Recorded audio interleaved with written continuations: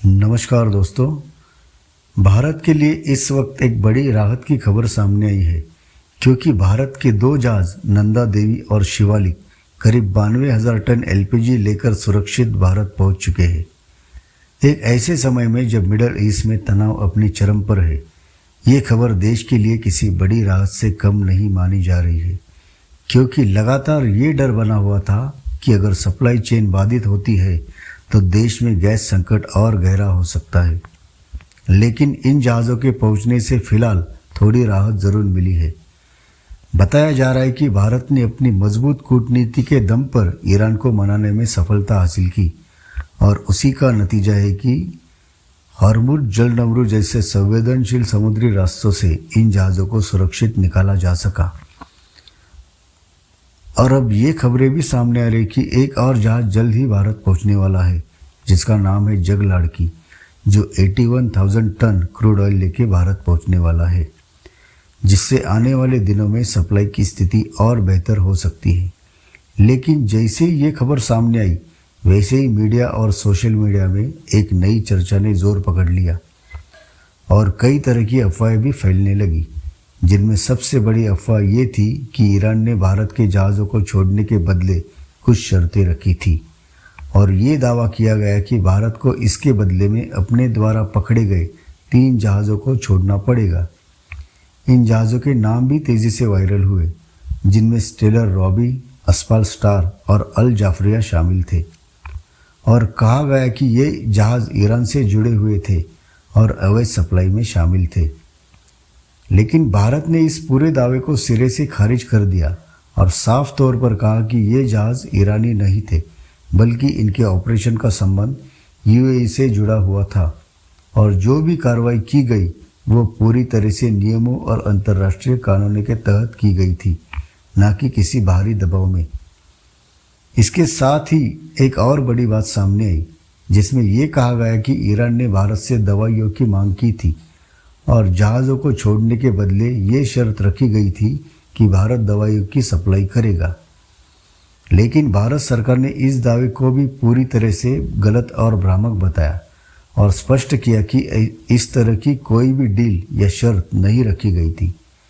अब सवाल ये उठता है कि आखिर सच्चाई क्या है?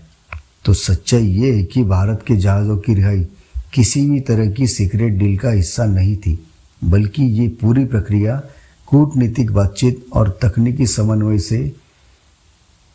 समन्वय के जरिए पूरी की गई, जिसमें भारत ने अपनी संतुलित और समझदारी भरे रुख का परिचय दिया। दरअसल भारत की सबसे बड़ी ताकत उसकी संतुलित विदेश नीति है, क्योंकि भारत एक तरफ ईरान के साथ लंबे समय से अच्छे और भरोसेमंद संबंध रखता है, वहीं दूसरी तरफ अमेरिका के साथ भी भारत के मजबूत रणनीतिक और आर्थिक रिश्ते रहे हैं, और इसी संतुलन की वजह से भारत ऐसी जटिल परिस्थितियों में भी अपनी स्थिति को मजबूती से संभाल पा रहा है।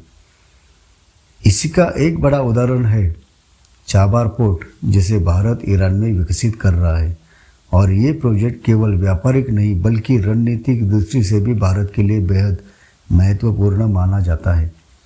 क्योंकि इससे भारत को मध्य एशिया तक सीधी पहुंच मिलती है। अब इस पूरे घटनाक्रम के बीच अंतर्राष्ट्रीय स्तर पर भी एक नई चर्चा शुरू हो गई है। यूरोप के कई देश, जिनमें फिनलैंड का नाम भी सामने आया है, उसने भारत की भूमिका की सराहना करते हुए ये कहा कि भारत इस बढ़ते तनाव को कम करने में